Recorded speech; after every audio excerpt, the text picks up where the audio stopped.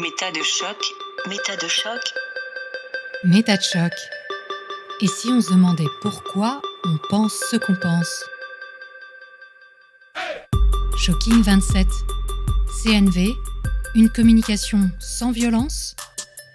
Dans le précédent chapitre, nous avons exploré les fondements théoriques de la communication non violente et scruté les résultats de la recherche scientifique quant à son efficacité dans la résolution de conflits ou l'écoute de soi et des autres. Si vous débarquez au milieu de cette série en 5 volets, je ne peux que vous encourager à commencer par le début.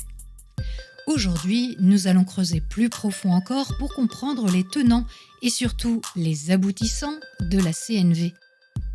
La tension monte et au détour de la conversation, vous allez voir qu'Olivier m'a stimulé, comme disent les adeptes de la CNV, au point que je suis sortie de mes gonds. On s'est embrouillé sévère. La CNV nous a-t-elle permis de trouver un terrain d'entente mutuelle ? Je vous laisse le découvrir. Chapitre 4. Dérapage contrôlé. Quand on parlait tout au début des 4 étapes de la technique, souvent on peut observer, alors on pourrait dire oui, mais c'est parce que les gens ne savent pas bien utiliser la technique, mais il y a aussi beaucoup de gens qui vont utiliser ces 4 étapes de manière assez mécanique et réduire justement au langage et à une technique pure ce qui devrait être de l'ordre d'une communication, d'un lien avec l'autre, dans une certaine spontanéité, on va dire.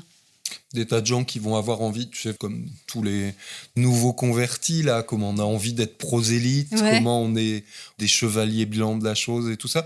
Et là où c'est pareil, il y a quelque chose qui est compliqué aussi de critiquer ça, parce que clairement, ça induit beaucoup ça quand même. Et que c'est quand même une plainte qui est très présente, cette chose d'un parler mécanique. Tu vois, les gens reviennent de stage ou de formation, et ça induit, je pense, des week-ends assez sport avec les compagnons ou compagnes. Et en même temps, ça va toujours être posé que c'est un espèce de manque d'intégration. Oui, c'est une étape, peut-être. C'est une étape, et il y a une critique au sein de la CNV de ces dérives-là. Là aussi, il y a des espèces de mythes de pureté derrière. C'est-à-dire que dès que tu critiques des effets, on te dit que c'est juste des dérives, ou c'est des passages, ou ce sont des étapes. Une incompréhension. Ou c'est une incompréhension, un manque d'intégration, tout ça. Sauf que l'intégration est extrêmement haut. Elle arrive quand ? Elle est justement connexion avec l'énergie divine bien-aimée. Je disais ça, que Marshall Rosenberg continuait à se promener avec des carnets sur lesquels il notait ses jugements. Ça veut dire que même lui ne se sentait pas du tout au bout de quelque chose, et toujours en travail avec quelque chose. Et la langue naturelle, là, elle devient un peu compliquée. Et du coup, ça veut dire que tu ne remets jamais en cause le processus ou les fondamentaux ou le système de pensée qui est derrière. Je pense que tu n'es pas assez bon. Quelque part, ça induit ça. Tu as un peu un manque d'intégration, et que peut-être que c'est important que tu refasses un peu quelques stages. Peut-être qu'il faut que tu fasses un peu des stages de perfectionnement. Et puis, comme souvent, ça ne marche pas dans ta vie correctement à hauteur de l'idéal que tu as espéré, tu peux aussi rapidement te mettre à penser que quand même, si ton compagnon ou ta compagne faisait de la CNV, ce serait mieux. Et éventuellement, tu t'en sépares aussi. Alors, sans en faire une règle générale du tout de ça. Mais je veux dire, ça peut induire des tas de choses. Et moi, ça me pose question, tu vois, aussi sur cette chose de dire... nous, on a posé un processus, des valeurs, un art de vivre. Et puis, s'il y a des effets un peu malheureux induits par la chose, c'est juste un manque de compréhension et d'intégration des gens qui suivent ça. Et je me dis, tu vois, en ergonomie, quelqu'un qui conçoit une poussette, si jamais les gens se coincent les doigts dans la poussette, se font mal, se coupent un doigt, on rappelle les poussettes parce qu'il y a un mésusage de la chose qui n'a pas été prévu, conçu, et que en fait, dans l'ergonomie, et l'ergonomie, c'est pas que physique, c'est important de prévoir les mésusages. Alors, à la fois, il y a des mises en garde quand même, quelquefois en CNV, mais je trouve tout ça, ça aurait quand même sacrément besoin d'être interrogé. Et puis, quelque chose qui pose vraiment problème aussi pour moi, c'est aussi le fait que c'est sorti du monde académique. c'est sorti du monde de la C'est pas recherche. sorti, ça n'y a jamais été. Enfin, oui, quand je C'est dis ça. sorti, je peux vraiment voir un manque de rigueur, mais même pas scientifique, mais un manque de rigueur intellectuelle ou un manque de... Alors, c'est pas bien parce que Là, c'est tu une vas être dans le jugement, critique, là. tout ça. Attention, c'est une- jetez à voilà. l'œil. Mais pour le coup, moi, j'assume d'avoir des besoins et le souci d'une clarté intellectuelle, d'une rigueur intellectuelle de pensée, justement pour ce que je disais tout à l'heure. C'est-à-dire que cette chose de... il me semble important que notre représentation du monde soit la plus en adéquation possible Mhm. avec la réalité. Mhm. Sinon, ok, je me raconte des mythes, pourquoi pas ? Mais ça va être compliqué d'intervenir et d'interagir avec la réalité. Mhm. Et ce que tu dis, c'est important aussi parce que la CNV, tout le monde n'a pas les moyens de faire toutes les formations, tous les niveaux. On peut être initié à la CNV et trouver que c'est un outil intéressant et vouloir l'utiliser dans sa vie de tous les jours, soit familiale, mais aussi au travail. Par exemple, c'est quelque chose qui est aussi diffusé dans le milieu du travail comme étant quelque chose qui permet d'améliorer la communication au sein de l'entreprise.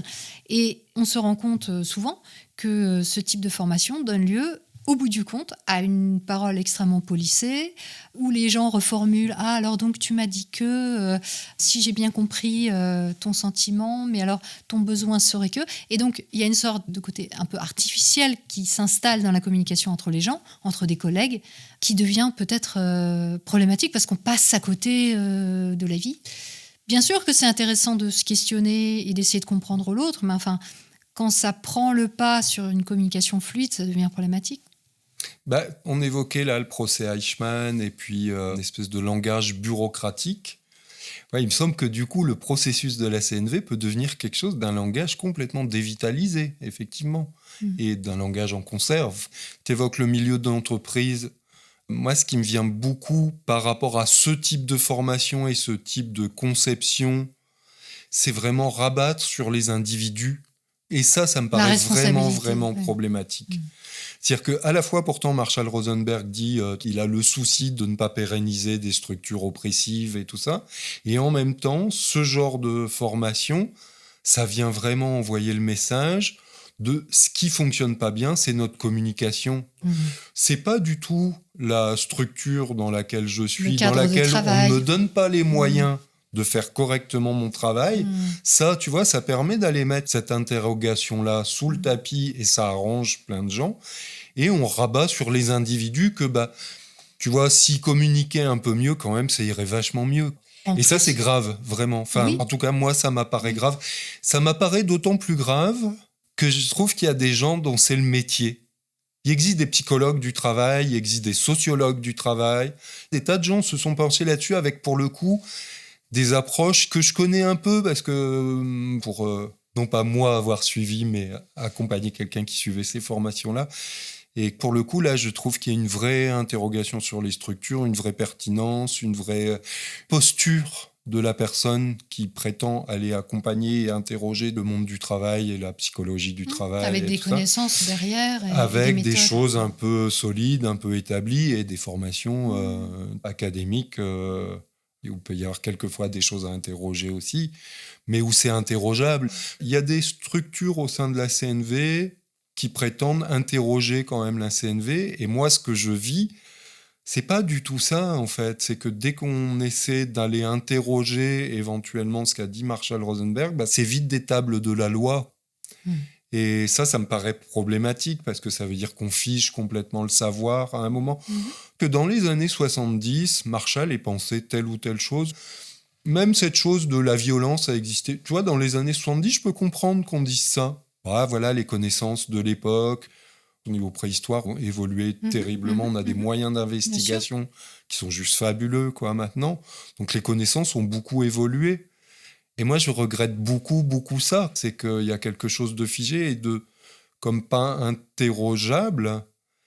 C'était aussi pourtant une espèce d'ouverture, il semblerait, moi de ce que j'ai entendu déjà de Marshall Rosenberg, lui se disait ouvert, un peu comme l'exemple du Connect Before Correct avec cet enfant, il était au moins ouvert à la critique ou des choses comme ça, avec peut-être que j'ai quelque chose à m'approprier de ça. Je ne sais pas si des gens ont fait la critique de s'appuyer sur de la recherche académique pour valider ou pas ces affirmations. Je ne sais pas si des gens ont fait ça et comment il y a répondu ou pas. J'ai pas vu de trace de ça. la question que je me pose aussi, c'est on demande aux gens d'avoir des qualités de communication, mais quid des personnes qui ont du mal à communiquer? Toi qui, par exemple, tu accompagnes des personnes porteuses de handicap, il y a des gens qui n'ont pas ces compétences-là. Est-ce que ça veut dire qu'ils sont donc condamnés à subir la dictature anti-bienveillance? Ça pose question aussi, je trouve. Il y a une sorte d'élitisme, en fait. Les personnes qui sauront manier bien la communication, ils peuvent s'en sortir. Les autres, non. Il y a de l'injustice et tout le monde n'a pas la même facilité aussi à l'élocution. C'est quelquefois le souci avec des personnes handicapées, c'est qu'on a tendance à évaluer leur niveau intellectuel sur leur niveau d'expression aussi. Et que certains peuvent avoir des lésions cérébrales qui leur empêchent une expression fluide, voire toute expression. Et on a un peu tendance à les considérer comme des benets. Comme des demeurés, des benets. Oui, mais sans aller jusqu'au handicap, finalement, je pense qu'on n'est pas tous égaux face à notre capacité à nous exprimer.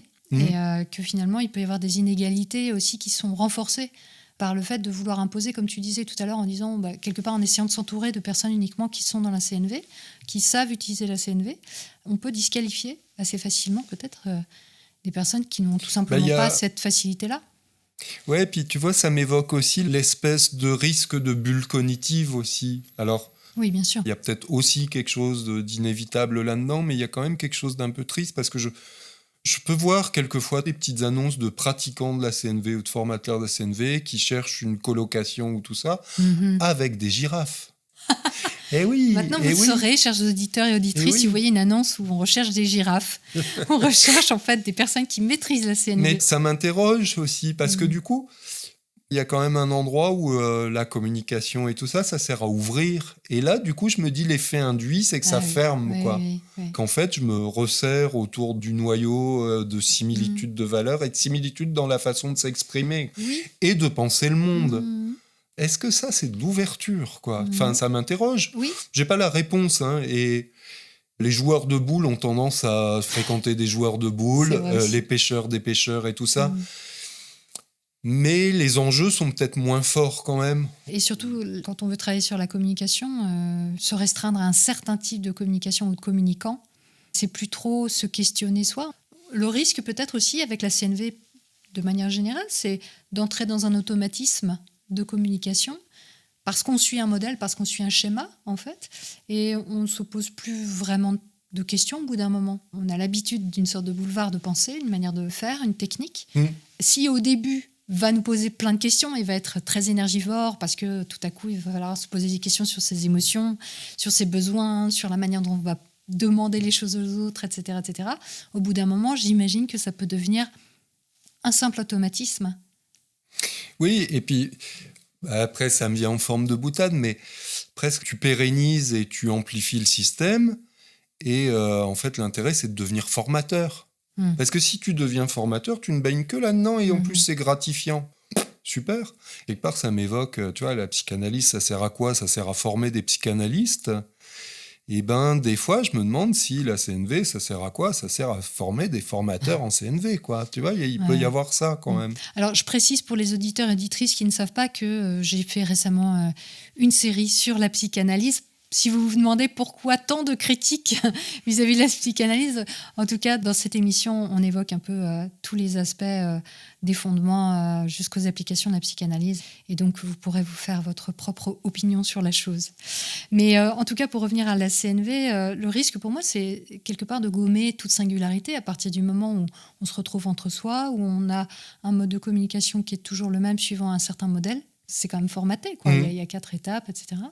Ça me semble un risque quand même. Oui, je pense, c'en est un.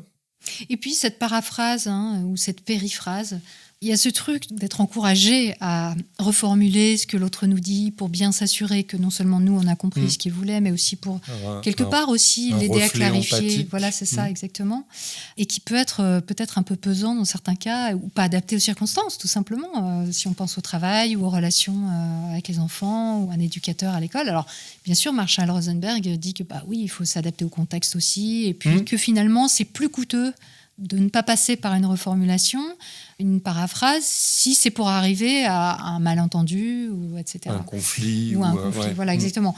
Moi, j'aimerais bien qu'on joue tous les deux à faire un échange et que les auditeurs et auditrices se rendent compte un peu de ce que ça donne, un dialogue en CNV, ce que ça peut donner en tout cas. Alors, moi, je vais te faire un reproche et puis on va voir comment tu vas gérer la chose. Olivier, j'en ai vraiment marre parce que j'ai vraiment l'impression que tu m'écoutes pas. T'as l'impression que je t'écoute pas. T'aurais envie, t'aurais besoin de ça. T'as quelque chose à me dire de particulier? Ça fait quand même super longtemps que je te le dis, j'en ai ras-le-bol. Je t'ai déjà demandé de ranger après le repas, quand tu manges le midi tout seul, de soit faire la vaisselle, soit de le mettre dans le lave-vaisselle, et tu le fais pas. Tu ne m'écoutes pas. Moi, j'hallucine.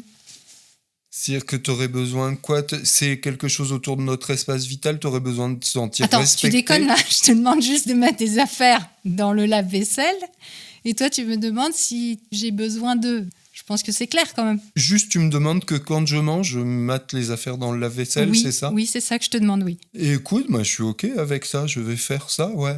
Est-ce que tu as l'impression de peut-être me l'avoir déjà demandé, de me l'avoir demandé plusieurs fois et que je le fais pas? Exactement. Ah oui, du coup, je peux comprendre qu'effectivement, t'en as un peu marre, en fait. C'est ça. En fait, c'est te répéter, t'as l'impression que je comprends rien à ce que tu dis, quoi. Exactement.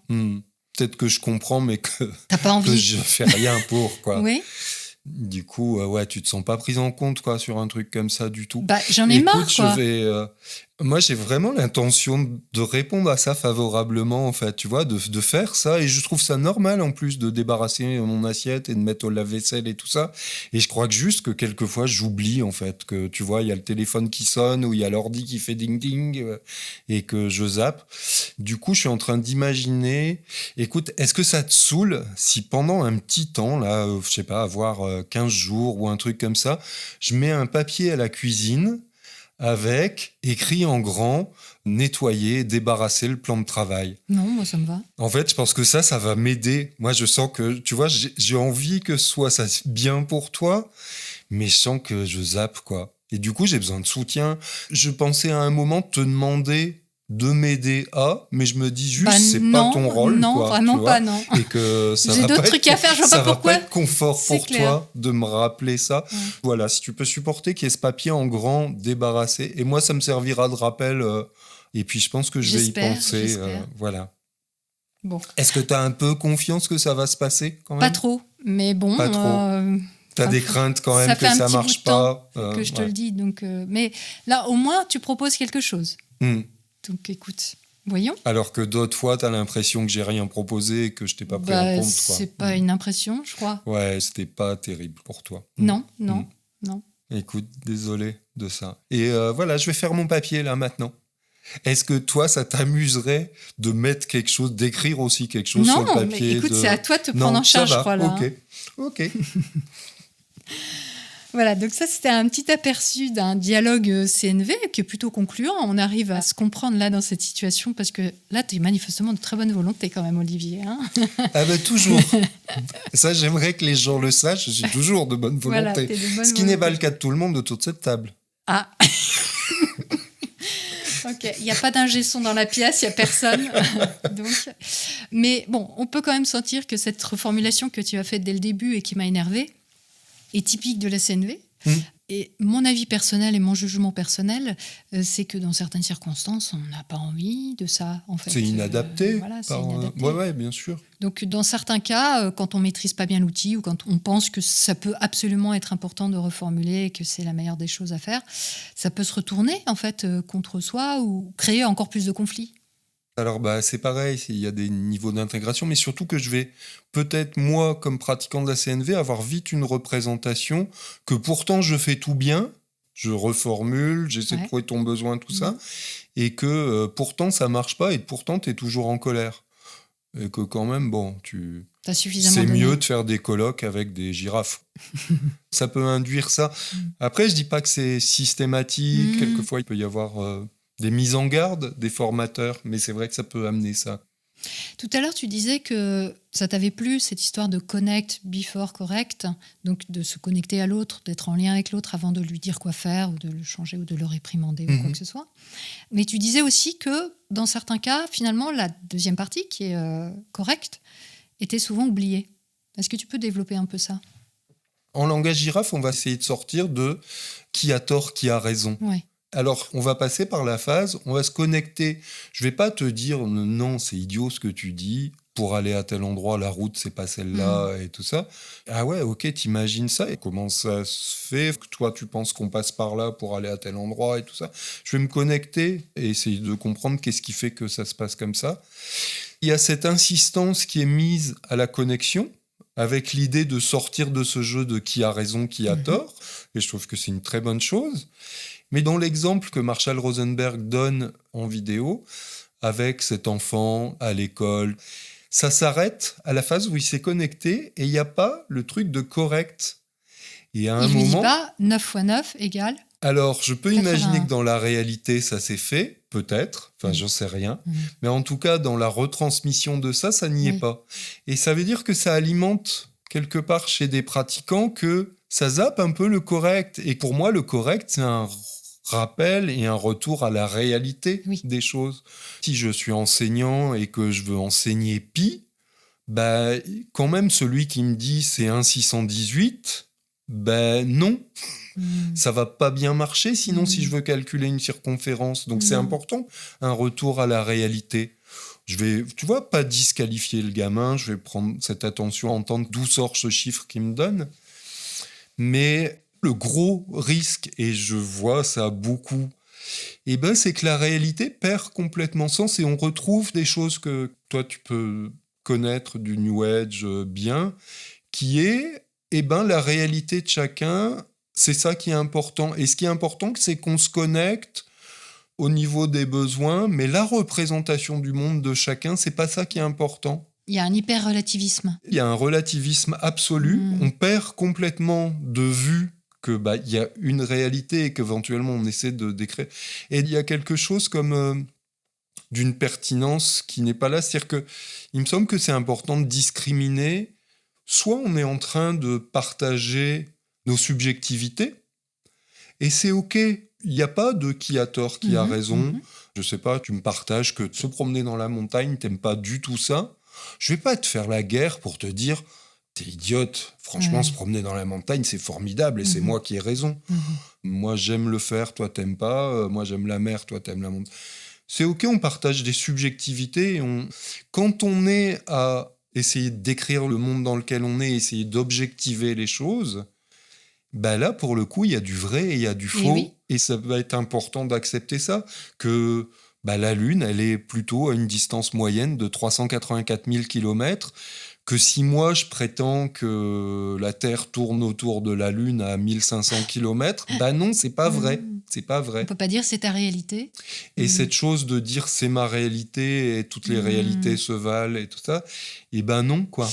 Non. Non seulement on a une connaissance aujourd'hui qui nous permet de dire que c'est faux, mais en plus, ça permet pas de faire évoluer la pensée. C'est-à-dire que si on ne part pas d'un commun et de faits qui permettent de fonder une réflexion, à ce moment-là, on fait du surplace, en fait. Chacun part dans sa direction. Et presque, moi, je vois un enjeu, tu vois, encore plus dramatique à ça, c'est que je pense que ça fait péter la société. Aussi, ouais. Parce qu'en fait, il n'y a plus de commun possible. C'est ça. Il n'y a plus de langage commun possible, il n'y a plus de description du réel commun possible, et que c'est encore bien au-delà. Et sous couvert d'éviter le conflit, de chacun, on a notre propre perception du monde. Tu vois, ça se présente comme quelque chose de très ouvert, tolérant. de très tolérant, de très... C'est difficile presque de critiquer cette chose-là. Ok, toi tu penses ça, moi je pense ça, c'est ok. Et ce qui est important, c'est qu'on se connecte au niveau de nos besoins. Parce qu'en fait, quand tu as peur du vaccin, tu cherches à protéger la vie.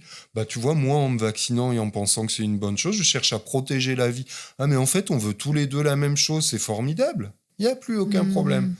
Sauf qu'en fait, ça fait péter complètement la démocratie. Parce qu'on n'est plus dans un monde commun, en fait.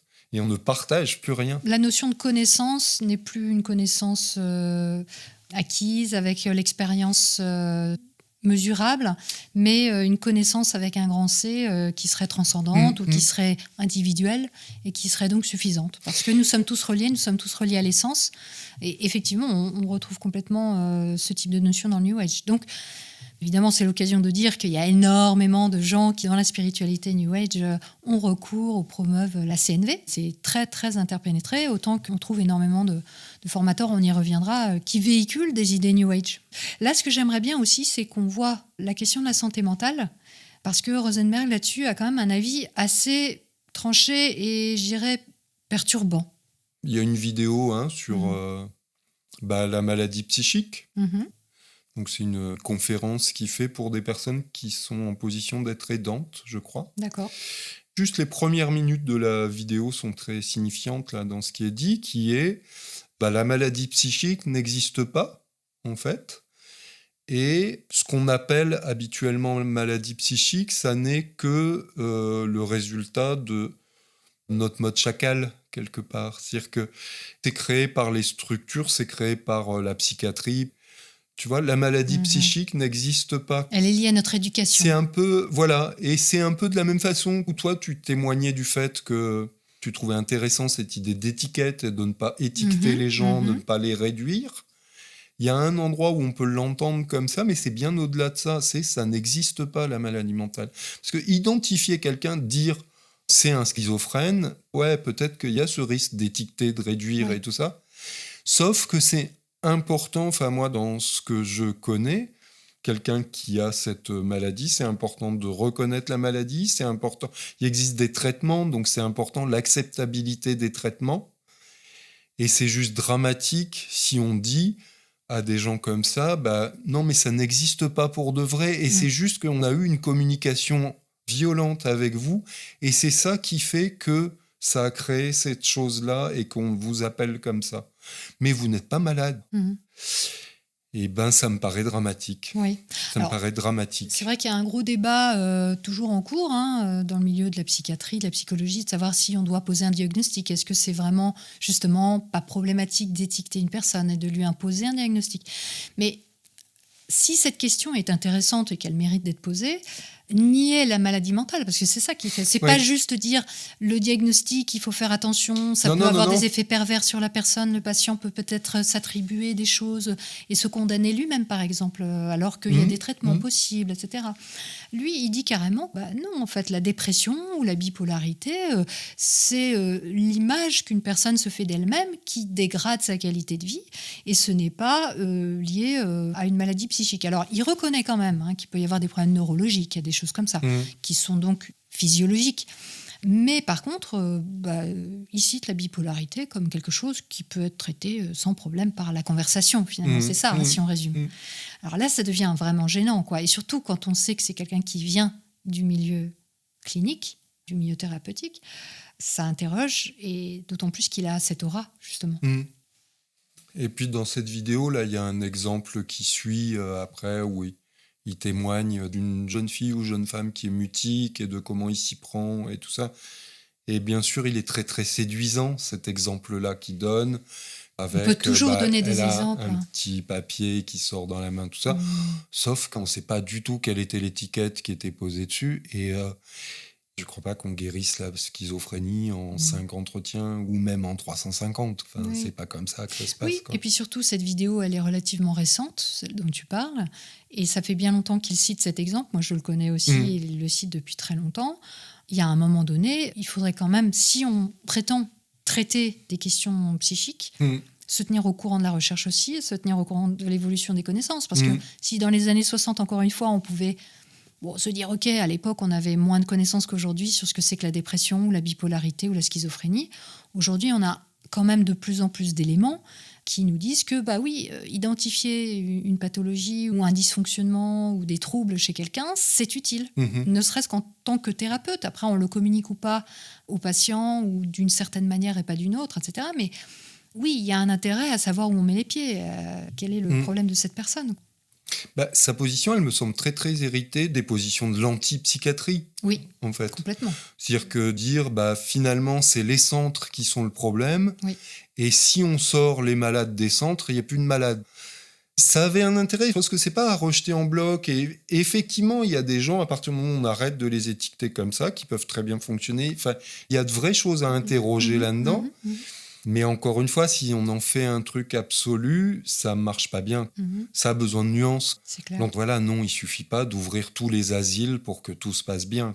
Puis quelque part aussi, il y a quelque chose de dramatique, c'est de dire à un patient, je sais pas, quelqu'un qui est en crise de bipolarité, en fait, tout est en toi. C'est-à-dire, il suffit juste que tu t'écoutes, que tu sois dans la communication, et tu n'auras plus de crise.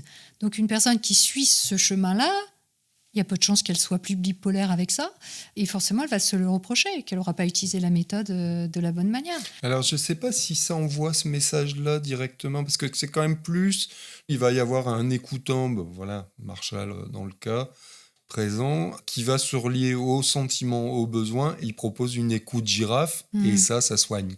Ça soigne la maladie qui n'existait pas. Oui, sauf qu'il dit quand même, noir sur blanc, je le cite, la dépression est la récompense que nous obtenons pour notre conformité. Donc, notre conformité. Moi, je me conforme, j'obtiens cette récompense qui est la dépression. Alors, ça veut dire qu'il faut que je décide de ne plus me conformer. Et que là, j'aurai la clé, j'aurai la solution à ma souffrance, parce que la dépression est une souffrance, rappelons-le. Donc, ça, je pense que c'est culpabilisant. C'est sans doute pas l'intention de Rosenberg de culpabiliser les gens, je dis pas ça. Mais il y a un effet culpabilisant qui est, pour moi, évident. Après, tu disais dès le départ que Rosenberg, lui, il avait envie de changer la société et de lutter contre les injustices sociales, mais dans tout ça, quand on est dans cette réflexion et dans cette démarche, on perd de vue le contexte. On ne prend pas en compte le contexte. Quand on s'hyper-responsabilise soi et on hyper-responsabilise l'autre, puisqu'on n'est pas responsable de ses émotions, il est responsable de ses émotions, elle est responsable de ses émotions, je suis responsable de mes émotions, on perd de vue le contexte, et notamment le contexte social. Et on n'est pas tous logés à la même enseigne, et c'est peut-être beaucoup plus simple pour une personne bien lotie d'être responsable de ses émotions que pour une personne qui est à la rue. Oui, bien sûr. Après, tu vois, il y a des gens qui défendront ça malgré tout, mais bien sûr que le contexte, il est important. Cette différence responsabilité-culpabilité, qu'on te dira toujours que tu es responsable dans le sens c'est bien à toi que ça arrive. Après, il y a toutes les dérives qui vont expliquer que si tu t'es incarné dans telle famille, si tu es venu naître dans telle famille, que tu as choisi, en fait. Et ça, on le retrouve aussi dans la CNV. Il y a des gens qui tiennent ce type de discours. Alors, pour autant que je sache, c'est pas le discours de la CNV. Par contre, quelque chose, et là, c'est aussi dans les choses qui, moi, me semblent inquiétantes, vraiment, c'est la porosité de la CNV avec un peu l'ensemble des croyances New Age, avec l'ensemble des pseudosciences, avec l'ensemble des pseudomédecines. Il y a énormément de porosité entre ces choses-là.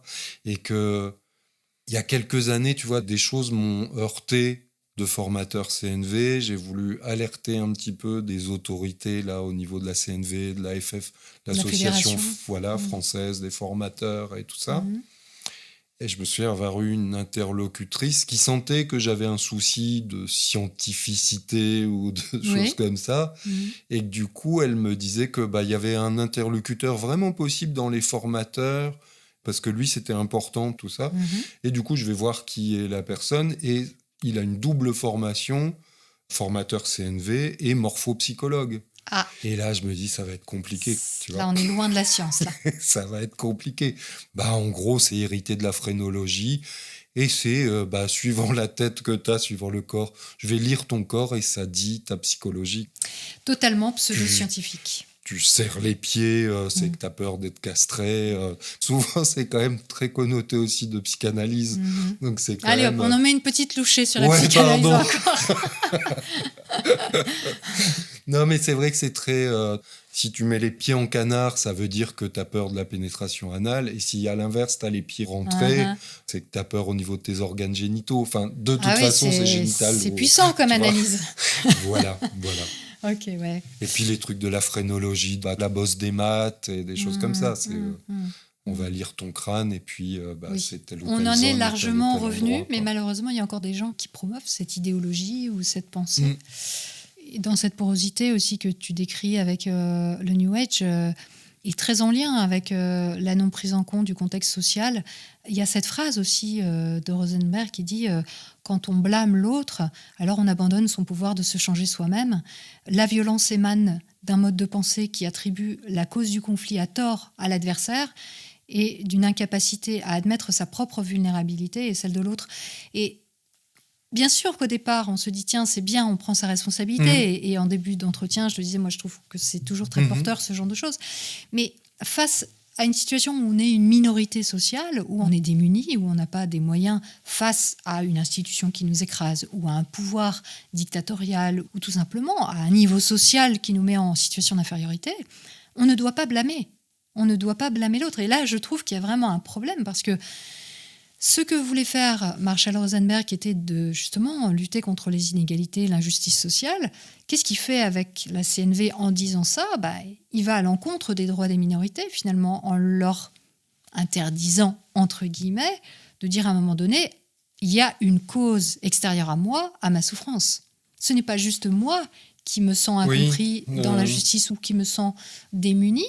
C'est je me sens démuni, ok, mais parce qu'il y a un système social qui fait que, oui, effectivement, je suis maintenue dans la pauvreté, dans un statut social qui m'est défavorable. Mmh. Alors, l'impression que ça donne, c'est que finalement, la CNV, elle parle bien aux gens qui ont les moyens ou qui ont un levier, en fait. C'est toujours ce biais. Je peux entendre ce que dit Rosenberg avec ça, mais c'est le biais toujours où je crois que de toute façon, l'autre a envie de contribuer pour moi. C'est ça. C'est ça qui se passe, en fait. Or, quelquefois, je suis une minorité. Je sais pas, ça pourrait être vu avec le féminisme, cette chose-là. Bien sûr. Moi, je suis un mec, peut-être j'ai pas du tout envie. Et c'est même pas forcément cynique, juste, ça me donne un confort et qui me donne pas envie de changer. Oui. Donc, j'ai pas toujours l'élan de contribuer à ton confort et à une minorité opprimée. Peut-être juste, moi, je m'en fous, en fait.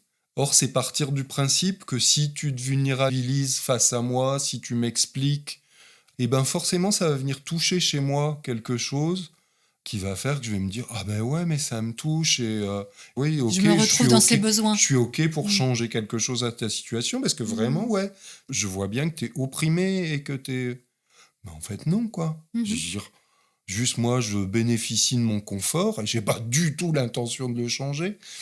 Du coup, c'est ce présupposé de l'autre a forcément cet élan de contribution, cette idéalisation de l'humain avec il est que bon dans sa nature profonde.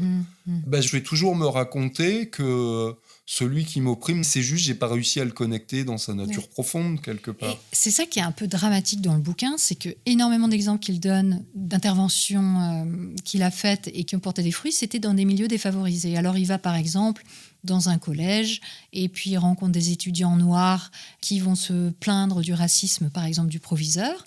Et puis, il va parler avec eux et voir comment ils peuvent adapter leur manière de s'adresser au proviseur pour que les choses évoluent.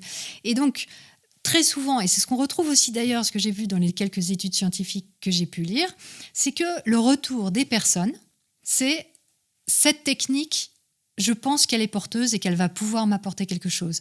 Et je trouve qu'il y a un côté dramatique au fait de se rendre compte que cette technique, finalement, elle peut être très plébiscitée et porteuse d'espoir pour les personnes qui sont opprimées. Et quand on regarde, finalement, en détail, on se rend compte que, non, elles ne doivent pas blâmer l'autre.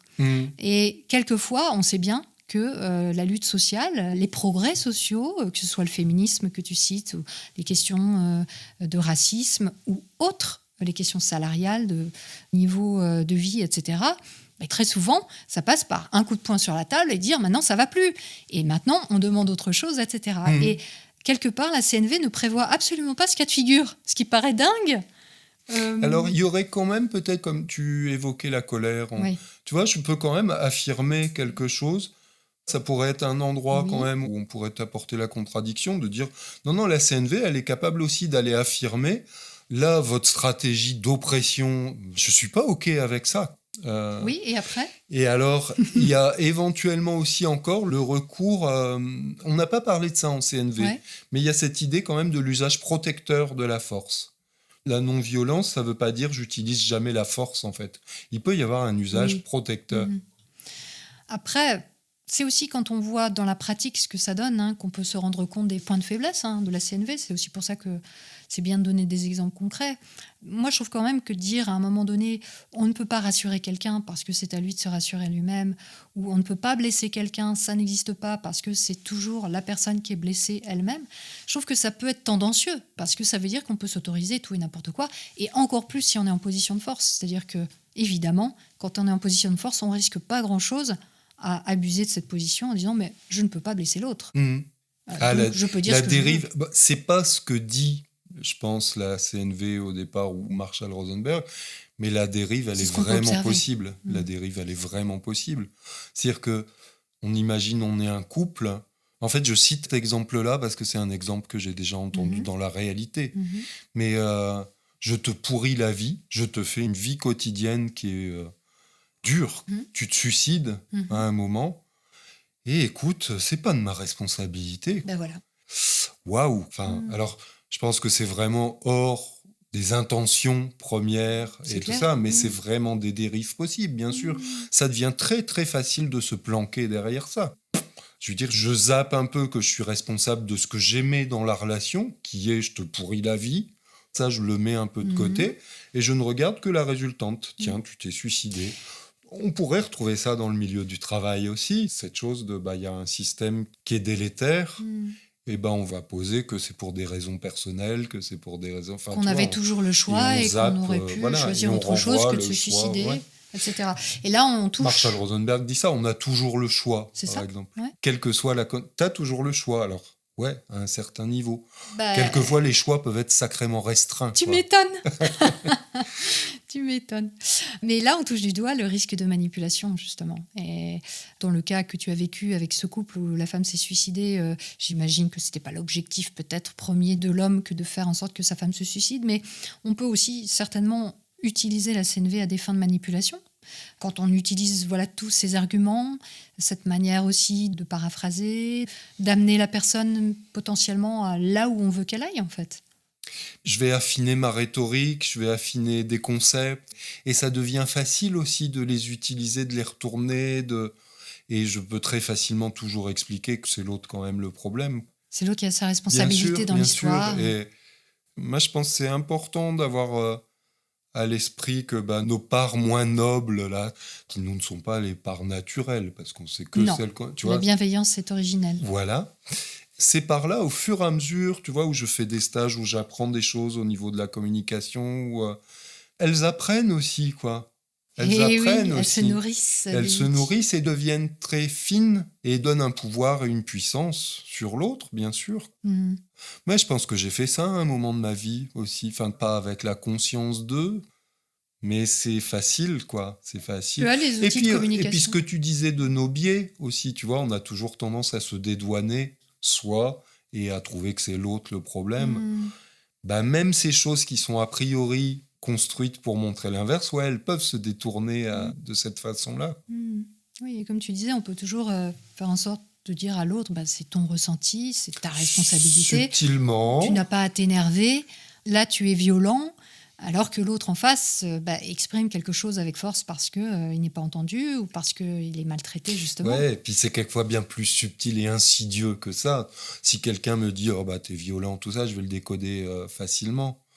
Ça peut être beaucoup plus insidieux, beaucoup plus avoir des outils plus fins aussi. Oui, mais quand tu dis ça, qu'est-ce que tu veux dire ? À quoi ça renvoie exactement chez toi ? Pourquoi tu exprimes ça à ce moment-là, alors qu'on avait vu ça ensemble avant, etc. Oui, évidemment, on peut rentrer dans... Ça m'évoque un peu autre chose aussi, mais comme quand on tombe amoureux, où tu sais que ça abolit en nous des zones de jugement, d'évaluation, de choses comme ça. Et je trouve que ça fait ça quand on rencontre une technique et qu'on en est fan. Ça abolit quelque chose aussi de notre jugement et de notre esprit critique. Et quand on découvre une technique et qu'on est fabuleusement émerveillé. Et quand j'ai découvert Salomé, j'avais un enthousiasme incroyable. C'est pas encore la minute stupide avant l'heure, mais je te jure que j'étais vraiment dans une pensée de me dire, mais s'il était président de la République, président du monde et tout ça, qu'est-ce que ça irait bien ? Et tu vois, je le croyais vraiment, je le croyais vraiment, quoi. Et je pense que des tas de gens pensent que si la CNV était généralisée, le monde irait formidablement bien. Mhm. Et je pense maintenant que c'est plus complexe que ça et puis que ça demande de la nuance. Mais dans la pratique, pour redonner des exemples d'utilisation de la CNV, on entend beaucoup parler en ce moment dans les relations non monogames, le polyamour et les choses comme ça qui grandissent socialement dans les pays comme la France. De plus en plus de personnes qui pratiquent ou qui aspirent au polyamour se tournent vers la CNV parce qu'ils se disent c'est un bon moyen de communiquer entre nous, etc.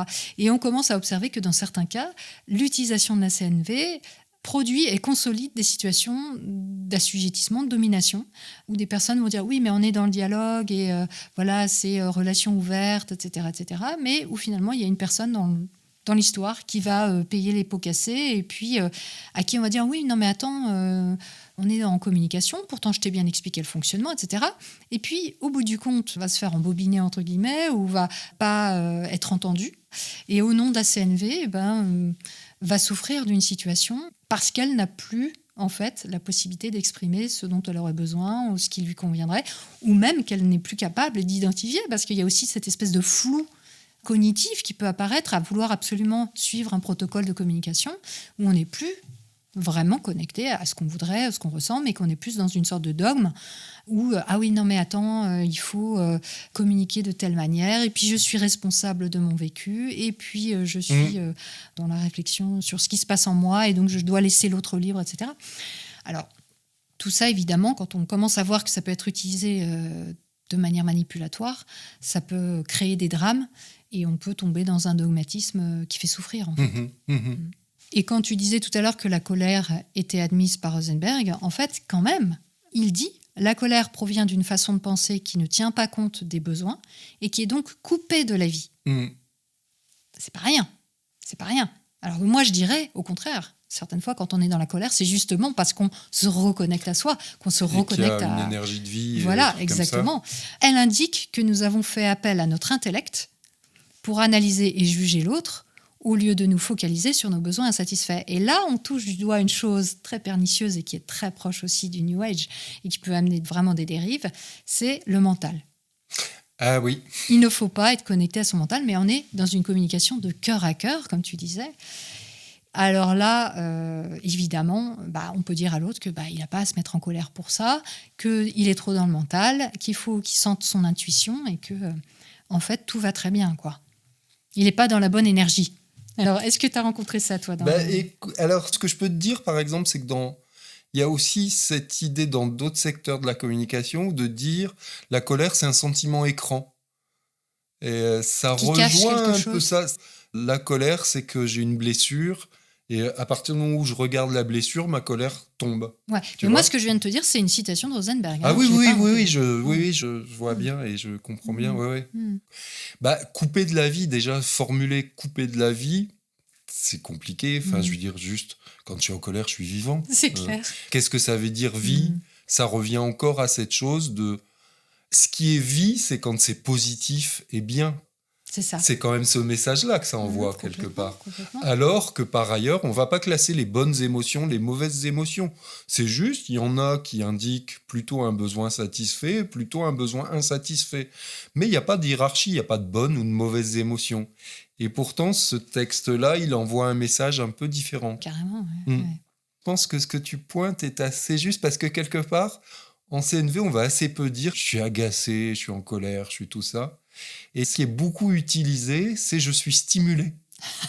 C'est une espèce de façon d'édulcorer le truc. Alors, c'est toujours présenté comme stimulé, ça part de stimulus, donc ça se veut neutre.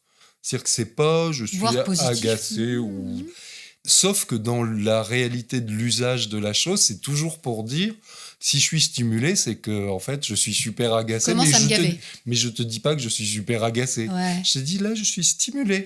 parce que tu dis. Oui, et c'est quand même problématique. Ça veut dire qu'on aplanit complètement. Et ça dit quelque chose quand même, tout en ayant des revendications par ailleurs du droit à la colère, à l'expression, à machin. Voilà, c'est pas si simple que ça. Et il me semble aussi que quand même, on va pas pour rien vers de la communication non violente. Il me semble que vraiment un certain nombre de personnes peuvent avoir de la difficulté avec le désaccord, avec la confrontation avec le conflit. Oui, tout à fait. Et que pour le coup, moi, pour avoir mis en avant ou d'avoir posé que j'étais en désaccord avec le fonctionnement de certains formateurs, il n'y a pas eu grand monde derrière moi, tu vois. Ouais. Il y a quand même un truc où, waouh, être en désaccord et être... c'est pas ce qui est dit, et pourtant, il y a quand même quelque chose qui induit de... on est de la communication non violente, tout ça, on peut pas vraiment être en désaccord, alors que c'est OK, quoi. Ça pourrait être vu comme complètement OK. Ouais. Et le revendiquer et voir ça comme quelque chose de vivant, quoi. Je crois que le nom... tout simplement de communication non violente. Qui est-ce qui a envie d'être pour une communication violente ? Oui, ça induit... c'est compliqué de dire « je ne suis pas d'accord avec la communication non violente ». Alors, il y a une chose quand même, moi, qui m'interroge par rapport à la CNV, de manière générale, c'est quand même que ce questionnement, ce processus d'observation des faits, des sentiments, des besoins, de nommer une demande, etc., c'est quand même... quelque chose qu'on n'a pas l'habitude de faire, tout simplement, hein, et qui demande beaucoup d'énergie, et qui est assez contraignant. Et je me demande dans quelle mesure, finalement, c'est pas forcément adapté à tout le monde, dans le sens où tout le monde n'a pas le temps d'avoir un espace mental pour ce genre de choses. C'est quand même une mécanique qui demande, j'imagine, je sais pas comment tu l'as vécu, mais au début, peut-être beaucoup d'énergie, de tout le temps se recentrer sur ces questions-là.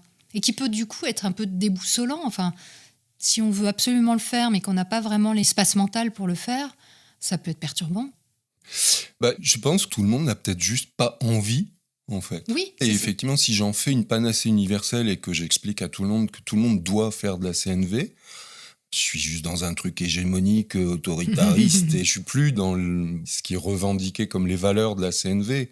Mais bien sûr, ça peut être une dérive possible, vraiment, de penser que c'est le mode d'existence le plus adapté au monde, et que par conséquent, tout le monde doit rentrer dans ces valeurs-là. Ouais.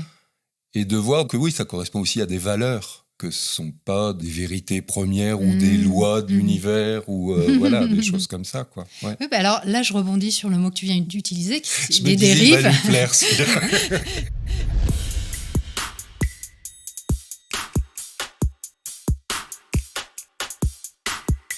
Oui, au-delà de ces imperfections, la CNV peut donner lieu à des dérives inquiétantes.